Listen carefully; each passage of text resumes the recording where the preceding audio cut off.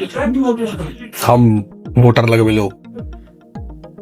हम संजय मुखिया के भतीजा नया उम्मीदवार मुखिया में ठार हेबे तखन वोटर लगा रहल छी त आम जनता पब्लिक सब ध्यान से देखियो के काज कर रहल छै के काज नहीं कर रहल छै।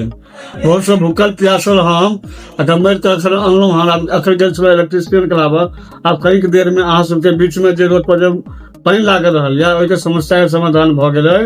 लाइट में नहीं आयल है तो वो हमर समस्या नहीं है।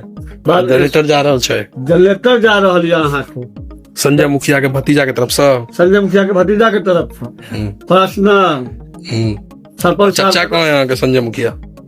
संजय मुखिया कहाँ है? उनका तो कतो अते पता नहीं छन कहाँ छै।